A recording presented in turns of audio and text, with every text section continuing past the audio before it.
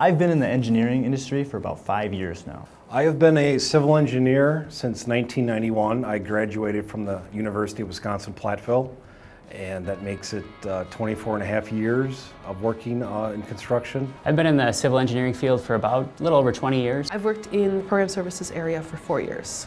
I've been working in my field for over 7 years now. I graduated in 2009 and I started with the DOT right away out of school. I graduated from UWM in 2003 with a civil engineering degree, and I guess I've been in the field ever since, so about 12, 13 years.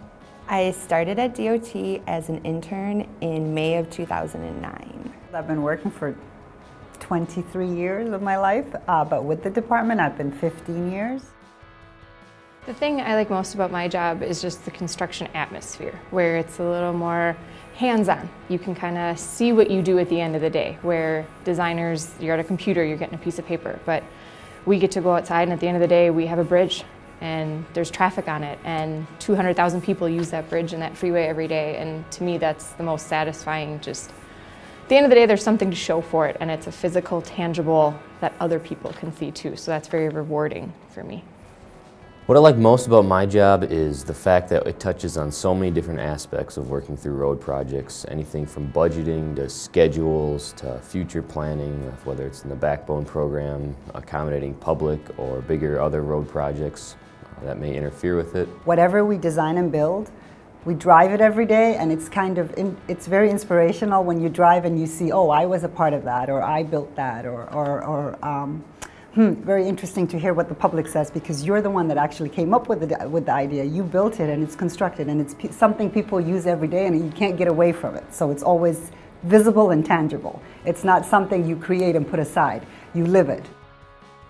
One of the more challenging aspects of being a construction project manager are the unseen issues or difficulties that show up. You get that sense of accomplishment once you've worked through a tough issue. You know, sometimes it's not necessarily the issue gets resolved after one meeting. Sometimes that issue takes 6 meetings with multiple agency coordination, and there's that certain level of, I guess, satisfaction that comes out of accomplishing a tough task or challenge like that.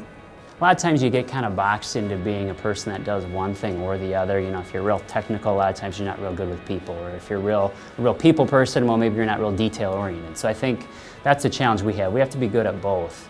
Probably the biggest challenge I have in my job is that I don't have a degree in engineering. And so a lot of what I need to know is very technical, and I don't have the background always to understand it on the first go round. When I started working here, there was a lot of information being thrown at me very quickly, but I've found that it's very easy to find someone who's willing to help explain their job or what I need to know about their job to me. A person that's inspired me to kind of enter this career path, I would say, is probably my grandpa Pat.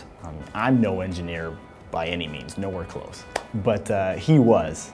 For about 50 years he was a civil engineer, and he focused primarily on construction dewatering, and he got to travel the world and work on a ton of different projects. And every time I saw this guy, he was telling me about how he was here and how he was there and how he just built these impressive projects, and just kind of slowly but surely nudged me in this direction.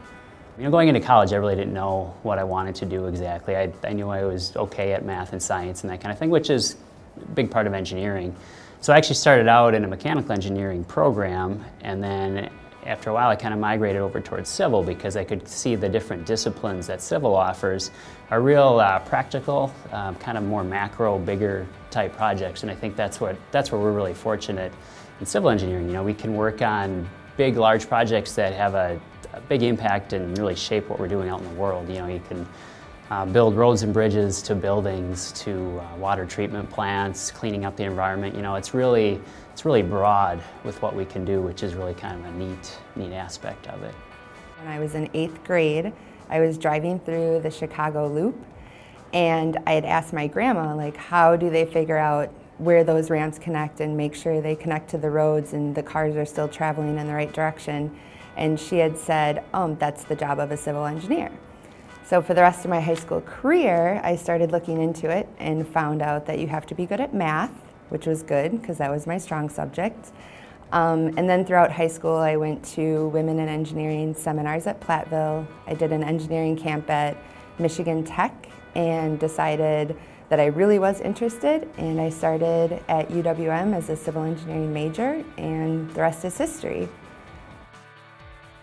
Before I became a project development supervisor, in the design and construction side, I worked in the technical services area, where I was the regional stormwater engineer for many, many, many years. So I worked hand in hand and very closely with the DNR, and that was an experience. So basically, when we go out and inspect sites, sometimes we inspect the sites before they're constructed, and that means going out in the boonies and in the wetlands. So we've had areas where we were attacked by bulls, turkey, where we investigated site and we'd have to run across the fence. And it was just like being a child.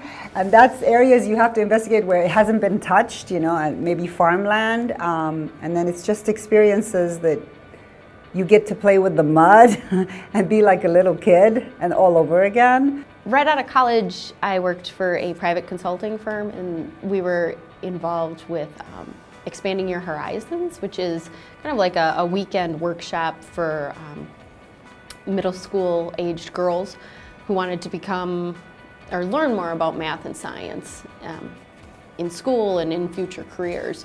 So at our firm, we set up kind of a workshop, and it focused a lot on transportation engineering. Being able to spend the whole day with them and kind of seeing things through their eyes. Not even that you were trying to push transportation engineering on them, but just make an impact in their life, seeing that they were excited to learn, and just helping the future.